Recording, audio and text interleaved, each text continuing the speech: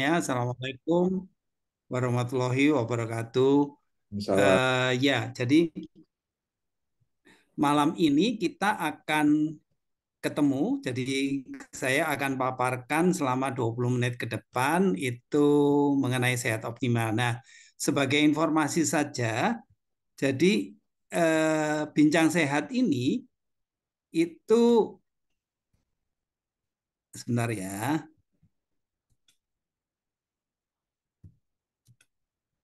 Jadi bincang sehat ini diadakan secara rutin. Nah, kalau kali ini kita membicarakan mengenai sehat optimal, kemudian eh, kemungkinan di minggu depan itu kita akan membicarakan salah satu dari penyakit degeneratif yang tadi sudah disampaikan oleh Pak Jeffrey, misalnya penyakit jantung koroner, stroke, dan lain-lain. Jadi masing-masing penyakit itu akan dibicarakan secara sekilas dalam bincang sehat yang maksimum ditambah dengan tanya jawab itu hanya akan makan waktu selama 60 menit. Nah, sekarang saya langsung mulai saja. Apa sih kenapa sih sekarang saat ini masyarakat semakin rentan terhadap penyakit degeneratif? Kita tahu kan penyakit degeneratif itu banyak sekali sekarang ini. Kenapa tapi itu terjadi? Dan kita tahu ya, tadi sudah dijelaskan oleh Pak Jeffrey, penyakit degeneratif itu adalah penyakit yang tidak disebabkan oleh bakteri atau virus. Jadi dengan demikian ini tidak menular. Nah, kalau penyakit-penyakit yang disebabkan oleh bakteri dan virus itu rata-rata tidak dapat terhindarkan, karena kan kita tidak bisa menghindari dari virus, bakteri, dan lain-lain. Tapi kalau penyakit degeneratif itu sebetulnya bisa dihindari. Karena penyakit degeneratif itu adalah terganggunya fungsi organ atau bahkan rusaknya fungsi organ itu. Jadi dengan demikian seperti stroke, tekanan darah tinggi dan sebagainya itu sebetulnya dapat dihindarkan. Nah, bagaimana cara menghindari itu akan kita bicarakan malam ini secara sekilas saja. Nanti kalau misalnya ada tanya jawab dan sebagainya, silahkan bisa ditulis di chat. Nah, ternyata penyebab dari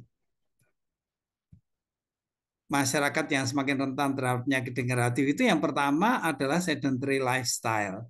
Kemudian yang kedua itu adalah unhealthy diet. Jadi diet yang tidak sehat dan seterusnya seperti itu.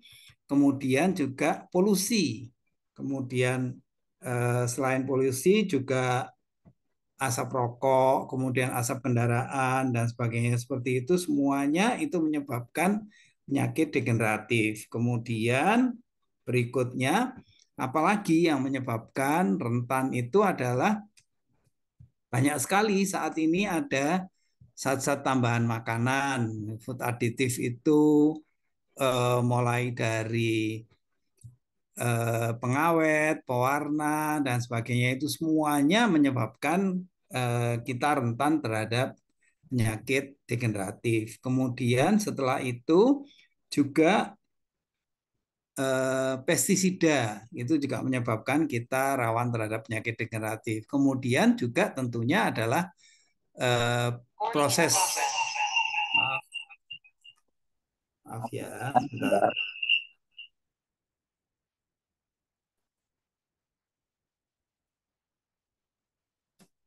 Ya, jadi termasuk penuaan dan sebagainya ini yang menyebabkan.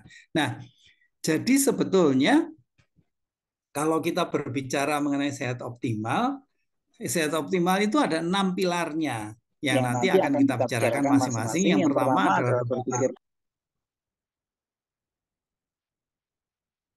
berpikir maaf, berpikir positif. Kemudian yang kedua eh, istirahat yang berkualitas. Kemudian yang ketiga itu adalah berolahraga sesuai dengan kemampuan. Keempat itu cukup terhidrasi, jadi minum cukup air. Dan yang kelima menghindari radikal bebas. Nah, yang keenam ini yang akan kita bicarakan lebih banyak itu adalah nutrisi sehat dan seimbang. Ini akan kita bicarakan lebih banyak. Tapi sebelum itu, mari kita membicarakan yang berpikir positif terlebih dahulu ya.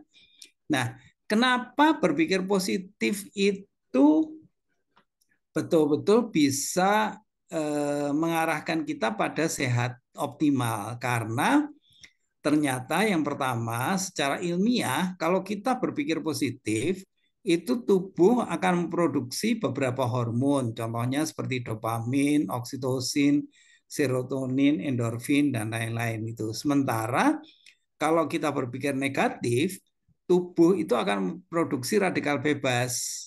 Dan kalau terjadi radikal bebas, akan ada kerusakan sel.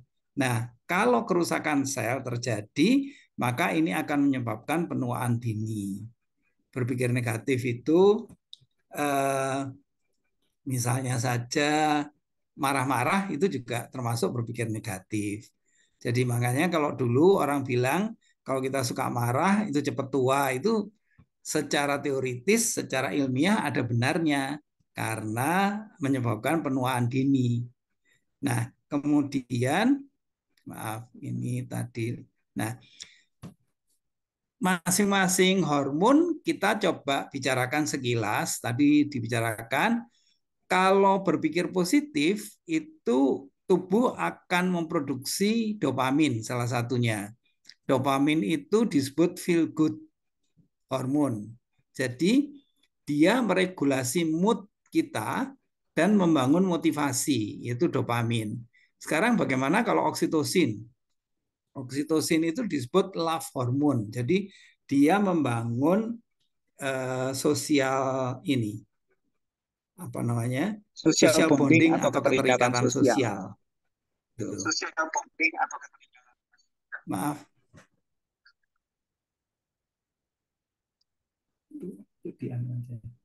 maaf ya, bentar.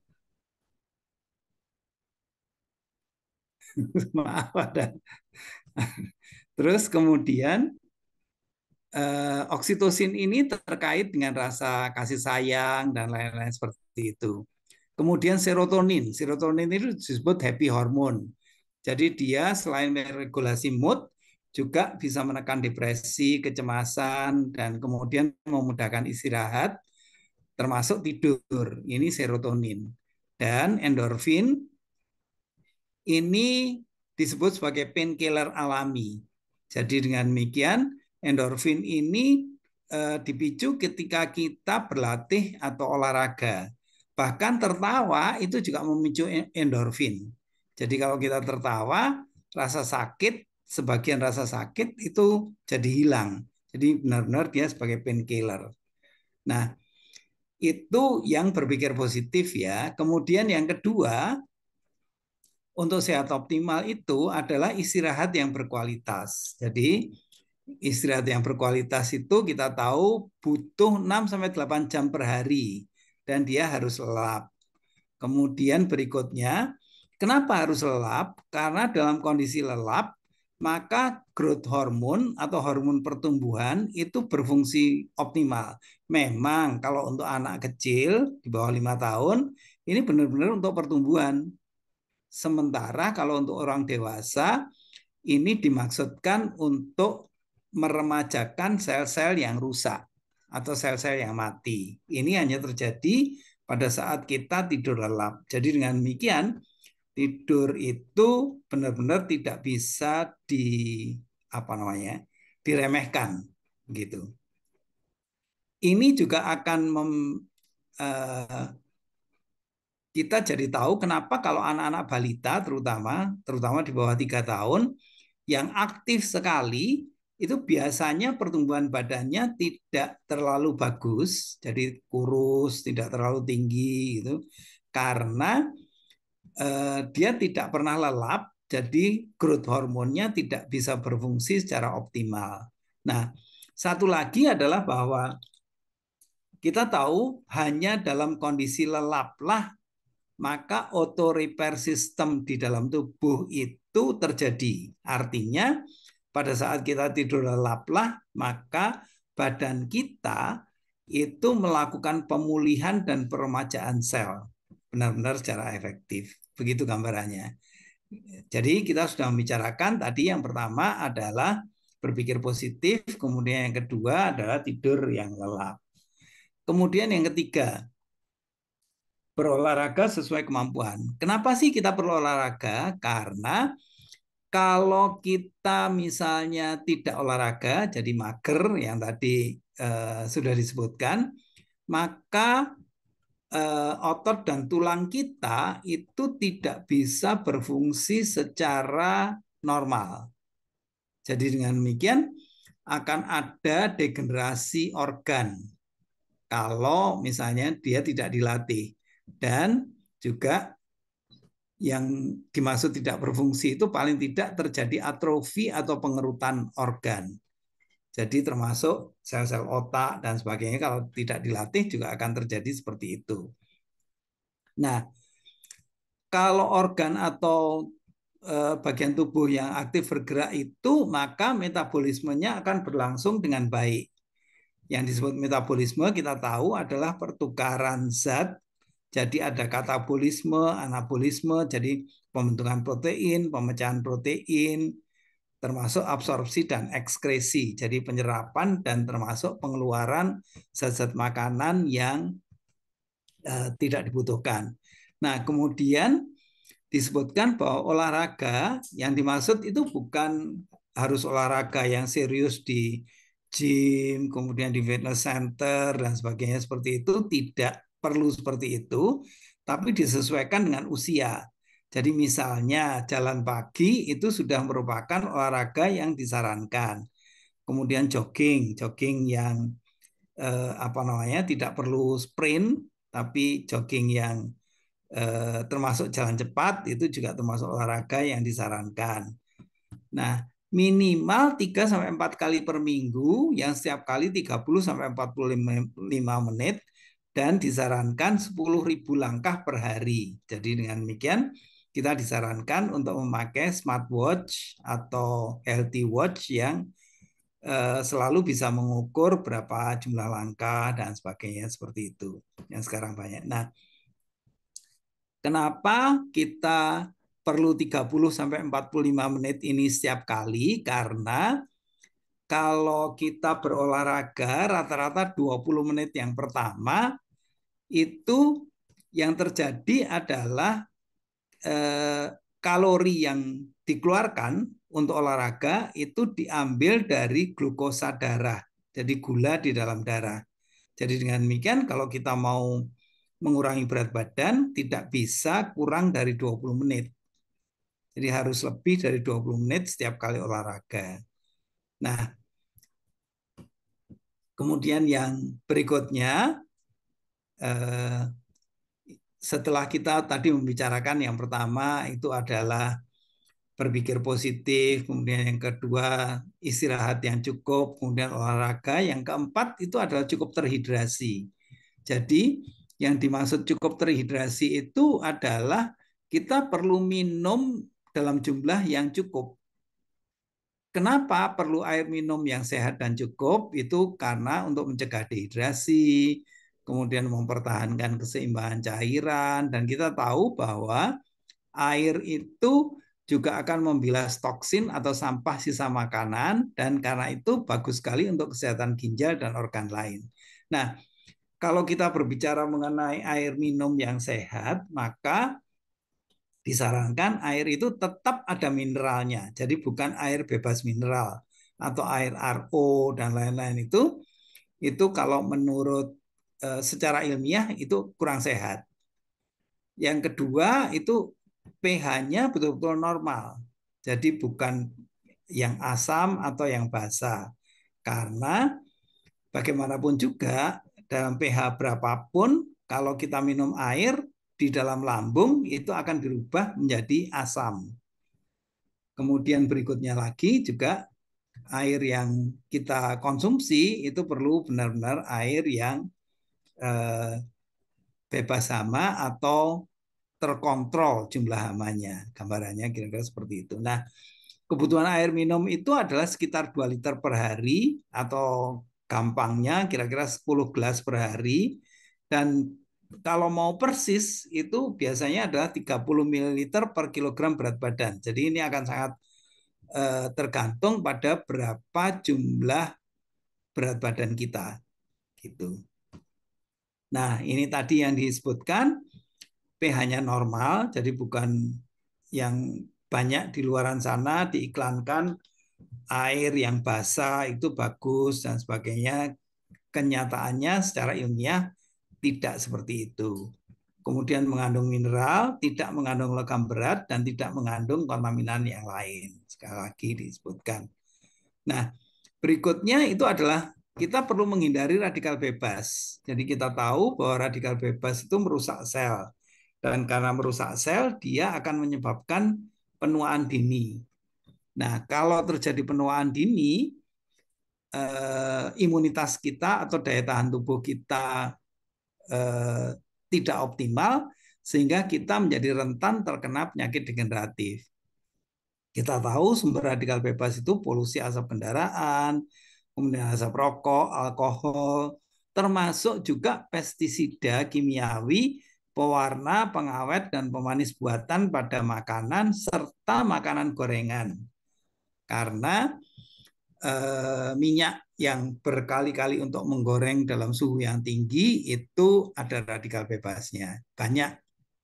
Nah, di sini perlu kita garis bawahi bahwa kalau kita tahu persis radikal bebas itu merusak sel dalam jumlah yang tertentu, dia memang diciptakan oleh Tuhan supaya manusia itu nantinya bisa mati, bisa meninggal.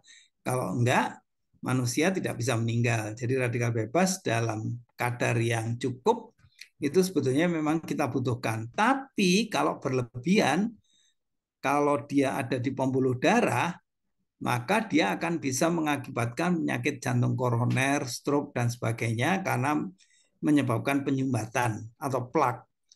Nah, sementara kalau radikal bebas ini masuk ke dalam sel, maka dia akan merusak DNA dan antara lain bisa mengakibatkan kanker dan sebagainya. Kenapa bisa mengakibatkan kanker? Karena kalau DNA rusak, kita tahu bahwa DNA itu adalah tempat untuk mencetak sel yang baru. Jadi instruksi pembentukan sel yang baru itu ada di DNA. Kalau DNA-nya rusak, instruksinya juga tidak benar. Kalau instruksinya tidak benar, maka sel yang dihasilkan itu juga bukan lagi sel yang sehat. Secara umum gambarannya adalah seperti itu. Nah, kemudian berikutnya adalah nutrisi yang sehat dan seimbang. Apa saja kira-kira nutrisi yang sehat dan seimbang itu? Yang pertama, asupan nutrisi itu perlu jumlah, jenis, dan jadwal asupan yang benar-benar tepat. Nanti kita akan bicarakan lagi. Kemudian setelah itu kita tahu bahwa yang dibutuhkan itu adalah makronutrisi, mikronutrisi, dan fitonutrisi. Makronutrisi itu adalah sumber kalori, misalnya protein, lemak, dan terutama adalah karbohidrat. Dan mikronutrisi itu vitamin dan mineral. Sementara fitonutrisi kita akan bicarakan lebih lanjut nanti. Nah, kemudian kalau kita berbicara mengenai jumlah dan jenis yang tepat, itu kalau kita melihat piring kita, maka yang bagus itu adalah setengah piring itu kita isi sayur dan buah. Jadi begitu kita mau makan, maka yang kita ambil terlebih dahulu itu sebetulnya adalah sayur dan buah ini setengah piring. Kemudian seperempat piring lagi itu baru protein. Kita tahu protein itu mau ikan, daging, telur, dan sebagainya. Bahkan tahu, tempe juga merupakan protein.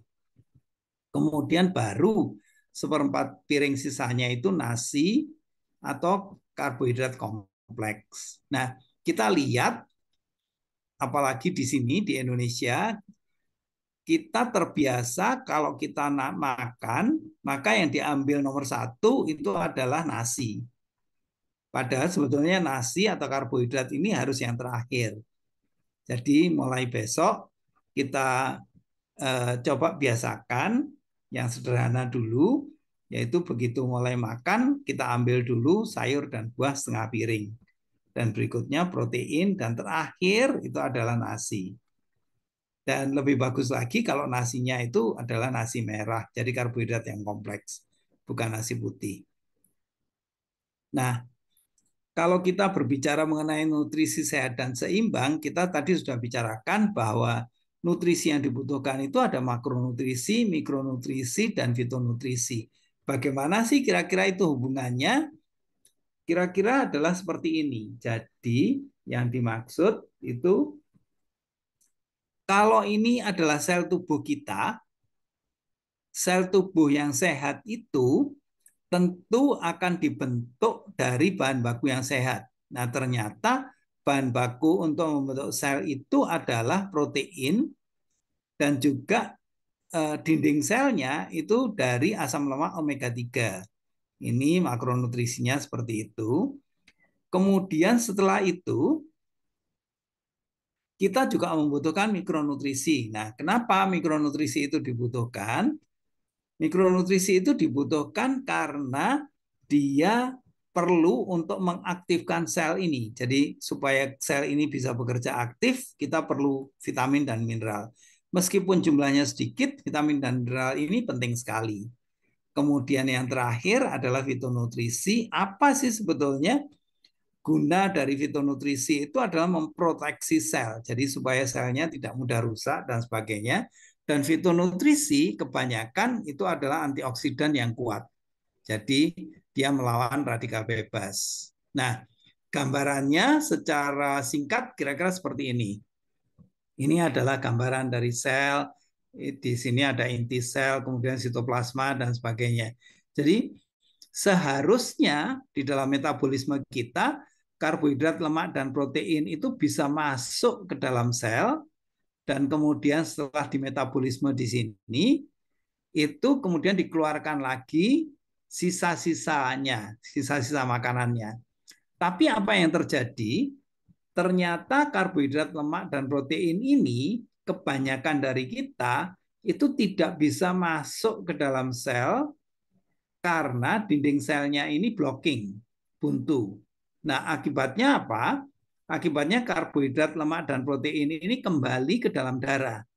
Nah, kalau terjadi kelebihan karbohidrat di dalam darah, ini disebutnya glukosa darah kita tinggi dan ini dianggap sebagai diabetes. Kemudian kalau lemaknya yang tidak bisa diserap dan terlalu tinggi dalam darah, ini biasanya kolesterol tinggi. Dan kemudian kalau protein yang tidak bisa diserap, maka protein itu harus dikeluarkan dari ginjal. Dan karena protein itu molekulnya besar, dia biasanya akan bisa merusak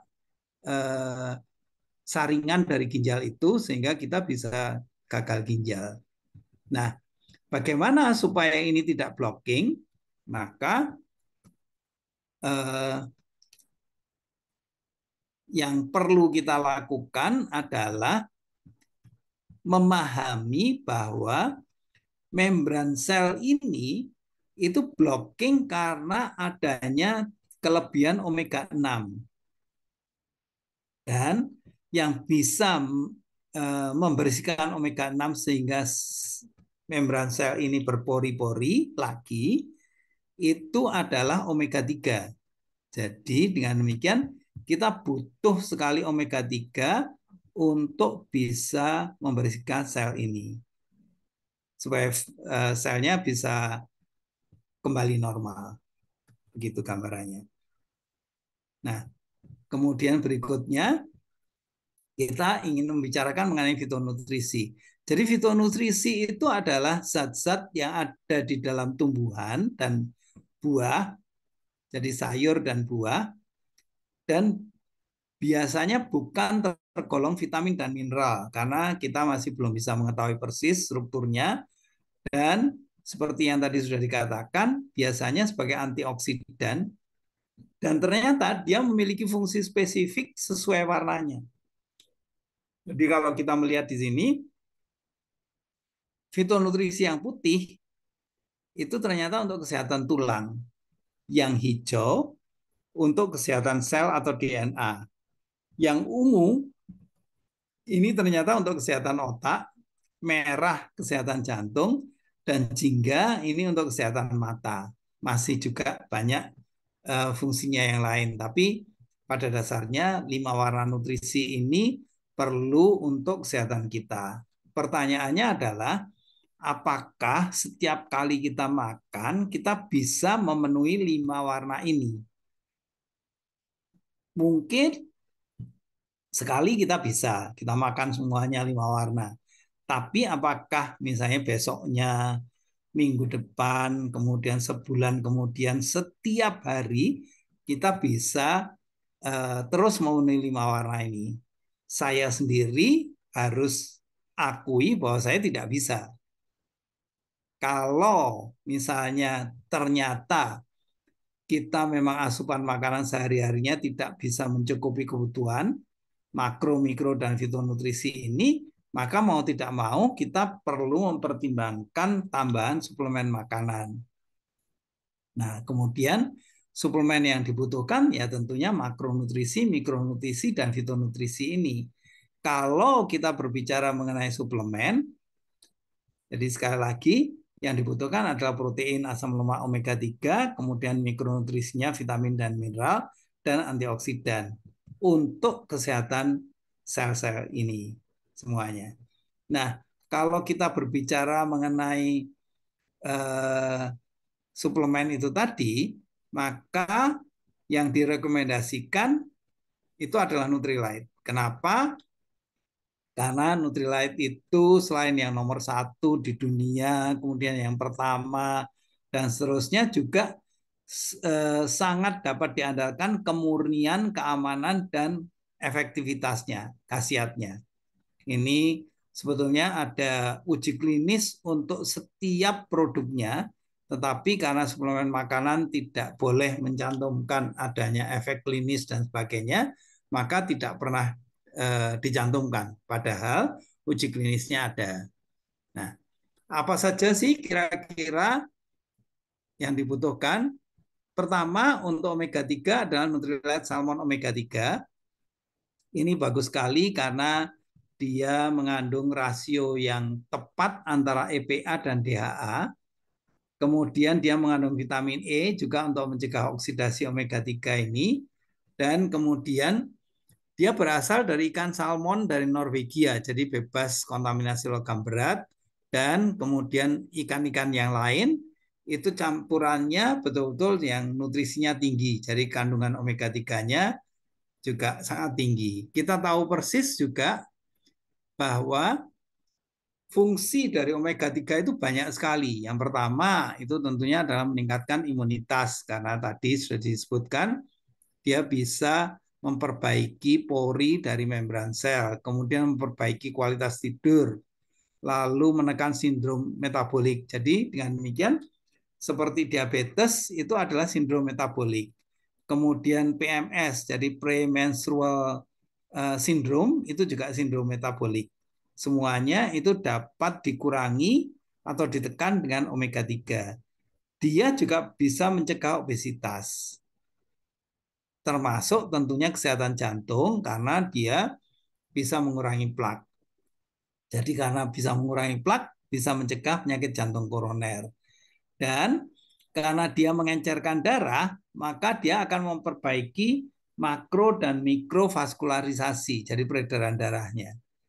Oleh sebab itulah, maka dia bisa menunjang kesehatan otak, kemudian syaraf, mata, sendi, dan lain-lain seperti itu. Banyak kita bisa membicarakan detail selama lebih dari 3 jam. Berikutnya, yang kita butuhkan adalah protein. Kalau Nutrilite high protein ini yang disarankan itu mengandung 9 asam amino esensial. Kita tahu bahwa asam amino esensial ini dibutuhkan oleh tubuh tapi tidak dapat diproduksi.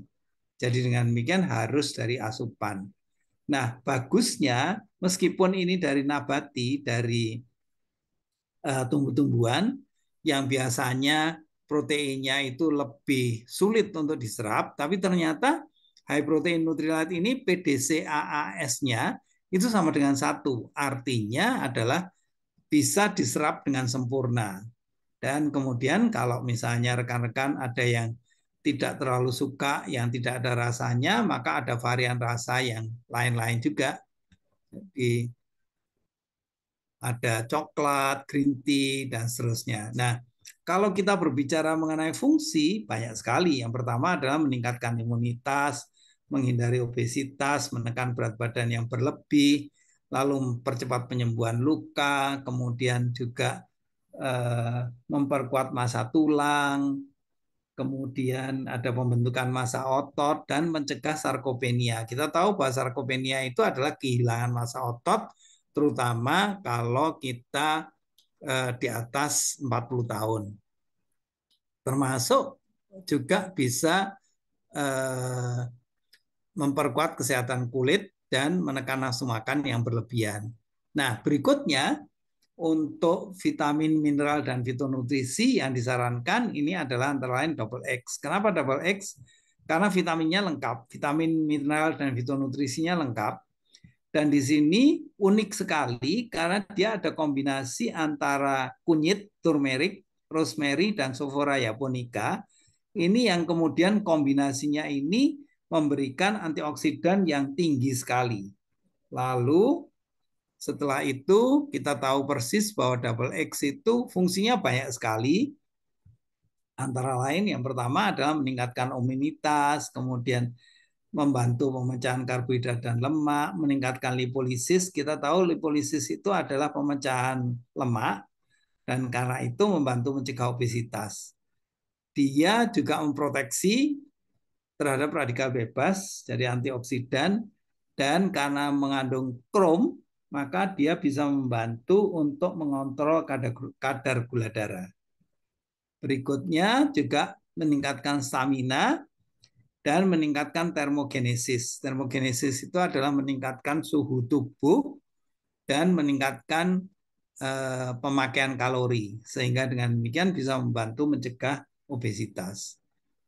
Nah, jadi kita tadi sebetulnya berbicara mengenai sehat optimal. Secara umum, jadi kita sudah memahami bahwa sehat optimal itu kalau kita mengarah pada sehat optimal dengan sendirinya kita akan menjadi lebih tahan terhadap serangan penyakit degeneratif. Nah, kalau misalnya kita akan berbicara mengenai penyakit degeneratif secara spesifik, apakah itu penyakit sendi, penyakit jantung, koroner, kemudian diabetes, dan lain-lain, kita akan ketemu pada sesi bincang sehat yang berikutnya. Tapi, sekali lagi, kalau kita berbicara mengenai sehat optimal, maka sebetulnya dalam suplementasi 3 ini yang disarankan, yaitu yang pertama adalah high protein, yang kedua adalah salmon omega 3, yang ketiga adalah double X, atau yang lebih sederhana adalah daily. Nah, saya masih ingin berbicara panjang lebar, tapi lebih baik kita diskusi saja. Tapi yang paling penting adalah kita tahu apa yang Anda putuskan hari ini akan menentukan seberapa sehat Anda 5-10 tahun ke depan. Senang sekali bisa berbagi dengan Anda semuanya. Saya kembalikan kepada Pak Jeffrey. Terima kasih. Oke, terima kasih banyak Pak Hari Bagio buat sharing yang sangat berharga ya. Mungkin buat teman-teman yang baru pertama kali hadir, ya saya ucapkan selamat datang di Forum Bincang Sehat. Seperti apa kata Pak Hari, nanti akan ada sesi-sesi kelanjutannya. Saya dan istri, kami berdua sudah mengikuti banyak sesi seperti ini dan manfaatnya sangat banyak ya. Minimal kami jadi melek secara kesehatan. Kalau dulu kita pikir dikit-dikit obat, ternyata bukan seperti itu caranya. Ya, jadi terima kasih sekali lagi buat Pak Hari Bagio untuk penjelasan yang sangat membantu kita. Jadi kita udah akan masuk ke sesi tanya jawab. Jadi bagi teman-teman yang punya pertanyaan, Anda bisa ketik di kolom chat box. Nanti saya akan bacakan dan nanti kita akan dengarkan sharing tambahan dari Pak Hari ya. Nah, mungkin sambil menunggu, saya akan sharing sedikit tentang manfaat Trio Fondasi buat kami sekeluarga. Ini bukan karena kami mau promosi Nutrilite, tidak sama sekali. Tapi saya hanya mau sharing bagaimana trio fondasi ini benar-benar membantu kesehatan kami sekeluarga. Kami berdua dikaruniai 3 putra, 3 anak cowok. Jadi kami dalam hal pola makan itu memang kalau secara natural tidak ideal gitu ya. Jadi misalnya gini, ini yang secara singkat ya peranan 3 produk tadi ini. Protein misalnya, seperti kebanyakan orang, kalau kami cek pola makan kami di rumah itu proteinnya kurang. Karena kan kalau makan nasi goreng gitu ya, yang banyak kan karbohidratnya, proteinnya sedikit. Kalau kita makan mie ayam juga sama juga seperti itu. Jadi secara tidak sadar kita nggak ngeh gitu bahwa kita kekurangan protein. Padahal gunanya protein tadi Pak Haris sudah jelaskan banyak sekali ya untuk menjaga massa otot. Contohnya ini bukan otot tricep, bicep bukan ya. Otot-otot halus yang ada di dalam tubuh kita itu kalau kekurangan protein jadi bahaya. Contoh otot jantung. Waktu Anda tidur, jantung nggak istirahat loh, dia terus berdetak ya. Kalau Anda sudah umurnya 50 tahun, ya selama 50 tahun jantung Anda, ototnya terus bekerja. Kalau Anda sudah usianya 30, ya 30 tahun. Nah, kalau kekurangan protein dalam otot jantung kita, kalau Anda yang pernah merasakan kram di tangan, kram di kaki, itu ya nggak apa-apa. Tapi kalau kramnya di jantung, karena ini otot, ya ini jadi masalah besar sekali. Ya ada orang yang tertidur, lalu meninggal ya juga karena kemungkinan karena otot jantung. Itu contohnya. Kami terbantu dengan protein, kami sekeluarga berlima mendapat asupan protein yang cukup setiap harinya. Oke? Ini juga bicara pertumbuhan dan lain-lain. Pembentukan sel baru juga. Lalu omega 3, kami sekeluarga jarang makan ikan, khususnya ikan laut. Kalau kita ke restoran baru pesan ya, kalau di rumah mungkin repot pengolahannya. Jadi kami cenderung makan yang bukan ikan, padahal kita butuh omega 3. Nah, dengan adanya salmon omega 3 Nutrilite itu membantu menjadi solusi buat kami sekeluarga. Ya, jadi untuk membersihkan sel-sel tubuh, untuk juga wah fungsi tadi banyak ya. Tapi yang pasti sel tubuh kita jadi bersih. Karena kalau kita mau sehat, mesti dilihat yang paling kecilnya nih. Selnya sehat nggak? Kalau selnya sehat, organ tubuhnya sehat. Kalau organ-organ tubuhnya sehat, sistem tubuhnya sehat. Akhirnya ada kita yang sehat. Jadi perhatikan selnya dulu aja. Lalu omega 3 juga buat mengencerkan darah, membersihkan pembuluh darah, dan yang terakhir tadi double X. Karena kami juga bukan tipe yang teliti ya, 1 hari harus 5 macam buah nih, dari 5 macam warna. Sayuran juga, aduh kami kadang nggak keburu, nggak sempat buat ngurusin itu.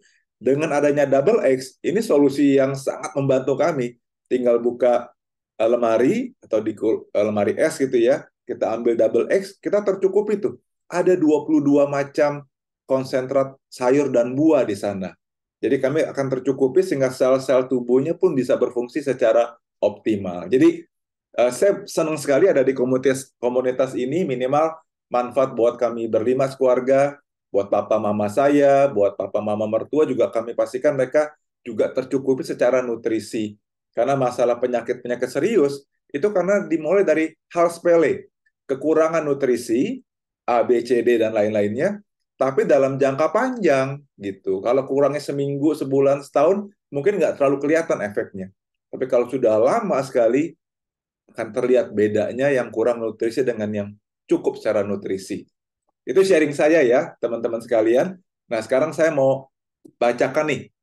Sudah ada pertanyaan dari Pak Warcito dari Bogor ya. Pilar sehat yang pertama adalah pola pikir positif. Bagaimana caranya menjaga pola pikir yang positif? Nah, silakan Pak Hari untuk membantu menjawab pertanyaan ini. Terima kasih. Terima kasih pertanyaannya Pak Warsito. Terima kasih juga nanti Pak Jeffrey akan menambahkan banyak mengenai pola pikir yang positif ini. Tapi secara sederhana saja, kalau kita tahu bahwa kita harus punya pola pikir yang positif, maka setiap kali kita kemudian cemberut, kemudian kita juga pengen marah-marah padahal tidak jelas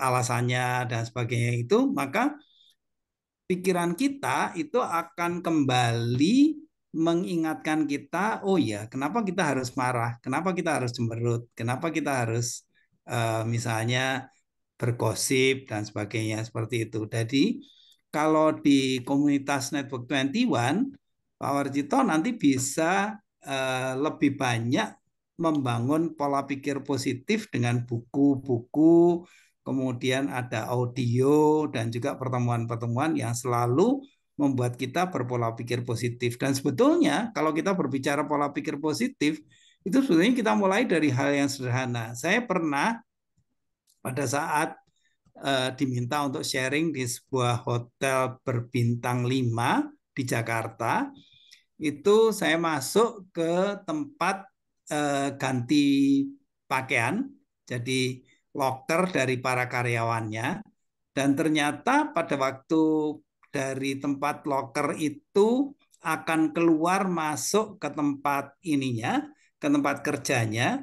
Di situ ada pintu, di balik pintu itu ada stiker yang bertuliskan, apakah saya sudah tersenyum. Cuma seperti aja, itu saja. Jadi sederhana begitu. Itu padahal di sebuah hotel bintang 5. Nah, selain itu tentu masih banyak hal yang lainnya. Jadi saya persilakan juga Pak Jeffrey untuk menambahkan untuk ini pola pikir positif. Silakan Pak Jeffrey. Oke, terima kasih Pak Hari. Ya, hanya menambahkan sedikit apa yang sudah disampaikan. Jadi itu juga yang membuat saya sangat bersyukur ya ada dalam komunitas ini, komunitas We Live, di mana kita terkonek juga dengan organisasi yang namanya Network 21. Jadi ini sangat dekat sekali dengan apa ya, dengan pola pikir positif ini. Tadi Pak Hari sudah sampaikan dengan membaca buku. Betul, membaca buku ini sangat membantu sekali buat kita bisa berpikir positif.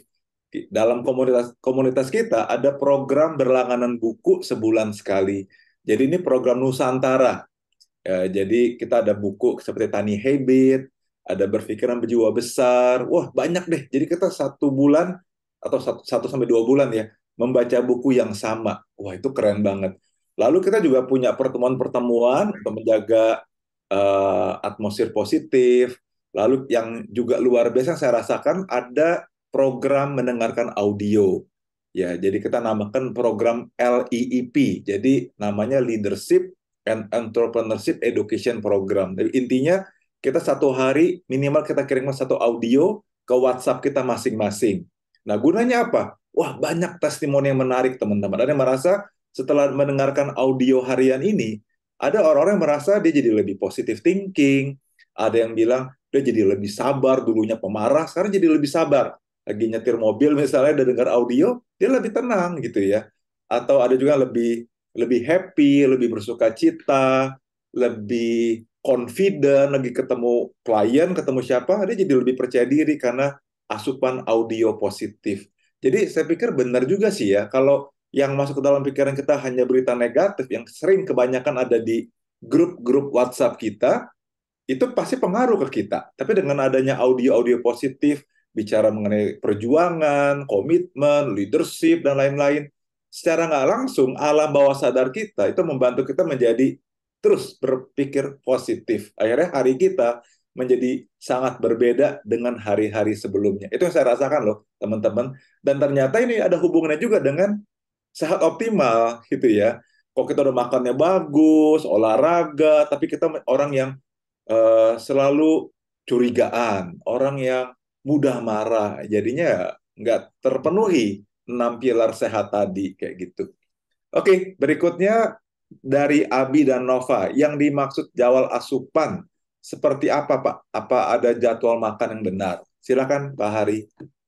Masih, jadi benar sekali. Jadi selain jumlah, jadwal, dan juga komposisi, jadi rasionya. Nah, yang dimaksud jadwal itu misalnya seperti ini, gampangnya ya.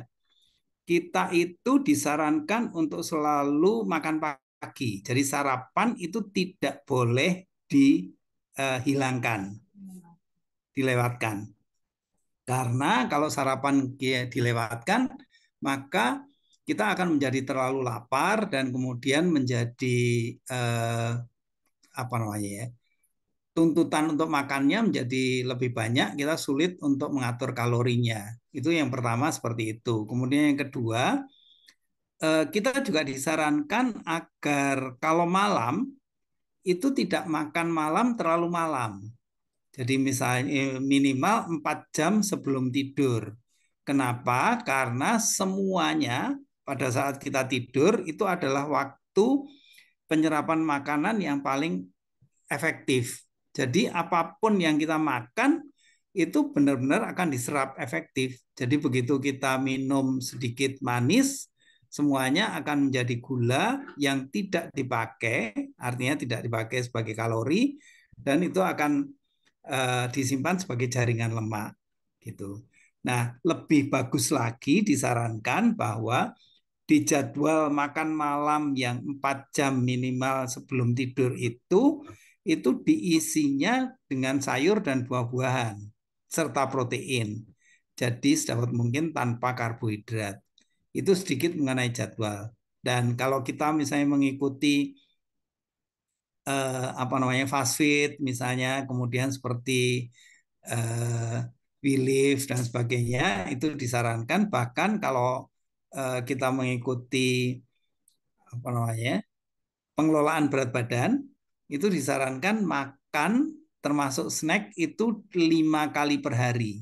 Jadi selain makan pagi, kemudian siang dan malam, itu juga ada snack pagi dan snack sore, tapi snacknya adalah terutama protein, kemudian sayur dan buah. Silakan kalau ada tambahan Pak Jeffrey. Ya, terima kasih Pak Hari. Jadi tambahan aja, jadi memang betul ya, ada jam-jam yang dinamakan jam untuk kita makan yang lebih sehat, jauh lebih sehat. Contohnya tadi yang Pak Hari sampaikan, kalau sudah malam hari, itu udah bukan waktu yang tepat buat kita makan yang berat-berat gitu ya. Makanya kita bersyukur di Nutrilite ini ada yang namanya meal replacement. Jadi daripada tengah malam kita kelaparan nih ya, bisa ya kita lagi stres atau apa jadi lapar, jangan kita makan malah bikin mie instan atau kita cari mie tek-tek di luaran karena udah pasti bahannya juga nggak bagus-bagus banget, terus jam makannya juga nggak ideal, jadinya malah nanti efeknya nggak bagus buat kesehatan kita. Nah, kalau kita punya body key meal replacement, ini solusi yang paling bagus karena di body key ini sudah ada proteinnya, udah lengkap nih teman-teman, udah ada vitamin mineralnya, udah ada omega 3-nya. Jadi udah komposisi makanan sehat ada di sana. Jadi daripada kita mengotori tubuh kita dengan makanan yang ini instan, lebih bagus kita ya udah lapar ya kita konsumsi, tapi mendingan kita pilih yang sehat atau kita minum saja protein drink gitu ya, itu jauh lebih sehat. Jadi kita tidur juga nggak terlalu masalah. Oke, okay?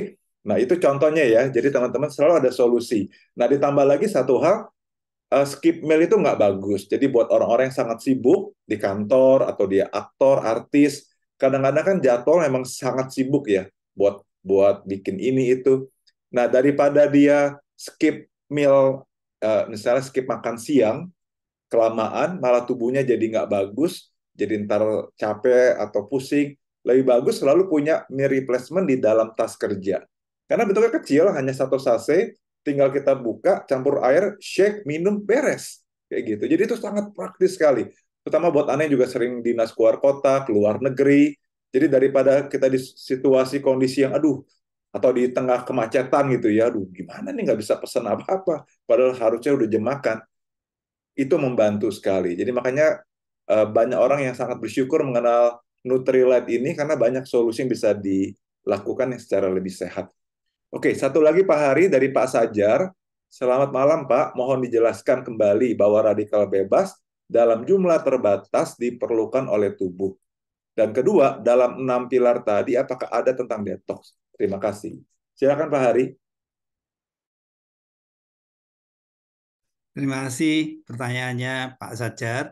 Jadi benar sekali, radikal bebas itu secara alami memang ada dan secara alami memang diciptakan oleh Tuhan. Jadi kalau misalnya kenapa kita bisa meninggal, kita bisa mati, itu karena memang sel kita akhirnya rusak oleh radikal bebas.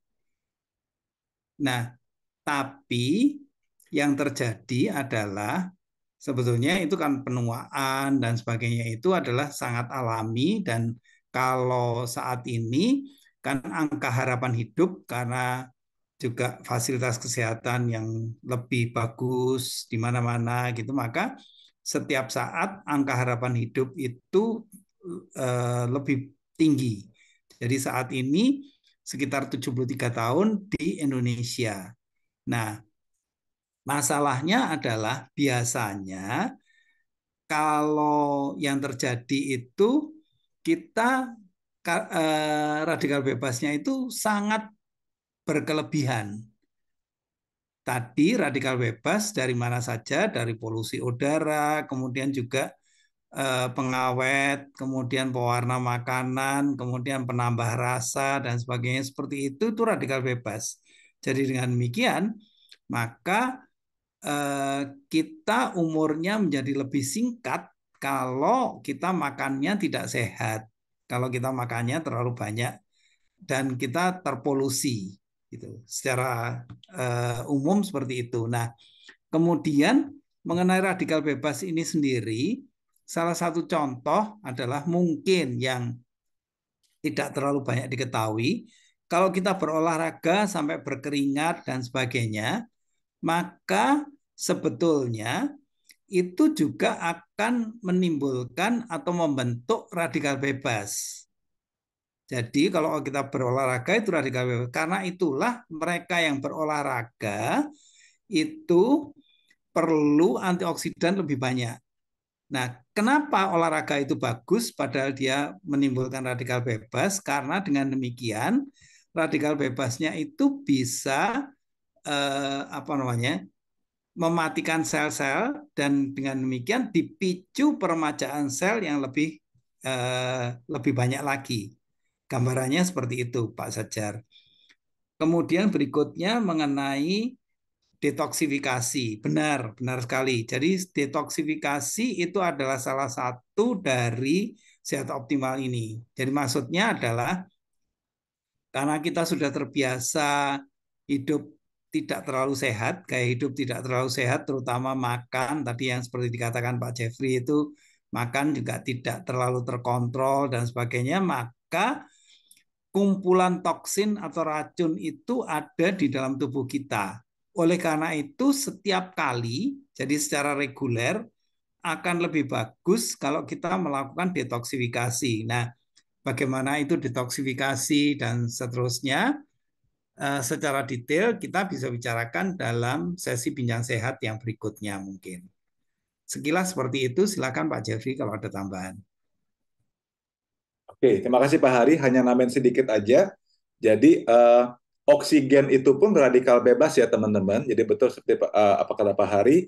Jadi Tuhan menciptakan ada radikal bebas supaya manusia itu bisa menua secara alami, menua, lama-lama akhirnya meninggal dunia. Karena kalau tanpa radikal bebas nggak ada yang meninggal, penuh banget ya dunia ini. Kebayang nggak? Gitu. Jadi memang itu ada desainnya. Jadi radikal bebas sifatnya memang membuat merusak secara alami, secara perlahan. Nah, tapi pemicunya ini yang bahaya nih, ya pewarna makanan, pemanis, ya polusi udara, pikiran stres itu akan memicu radikal bebas sehingga merusaknya itu udah nggak normal.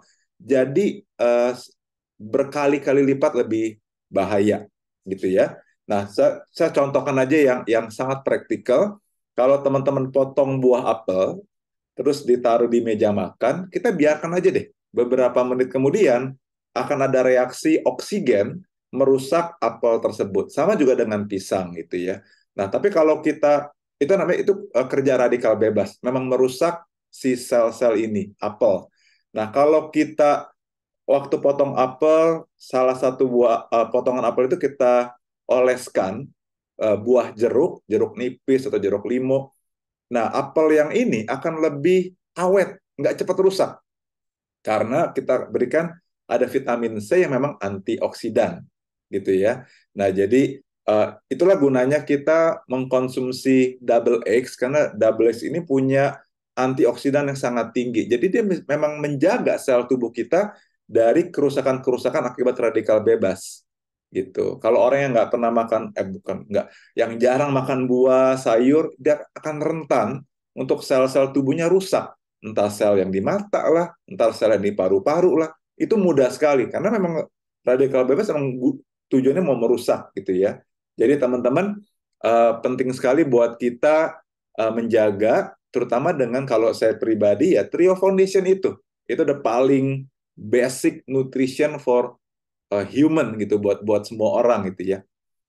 Oke, saya lihat di grup udah nggak ada pertanyaan lagi. Semoga, Maaf, Pak Jeffrey. silakan Pak Hari, mungkin ada yang langsung. Tadi sepertinya ada yang raise hand, Pak Nurdin.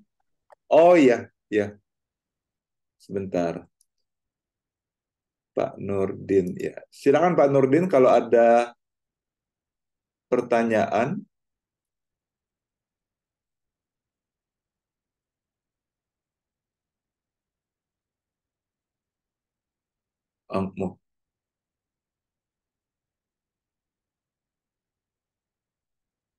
Bisa dibuka ininya Pak Nurdin, mic-nya. Oke. Berarti udah nggak ada ya. Semoga nanti kalau masih ada pertanyaan bisa hubungi ke saya atau ke Pak Roni juga. Oke, itu aja teman-teman. Waktu sudah habis, pas udah 20.30. Senang sekali kita bisa berjumpa pada malam hari ini dengan semuanya ya. Terima kasih banyak juga buat Pak Hari Bagio yang sudah memberikan waktu dan banyak pelajaran nih buat kita semua bisa belajar. Terima kasih Pak Hari dan thank you buat semua teman-teman yang sudah hadir. Semoga bermanfaat. Selamat Terima malam. kasih, Pak Jeffrey.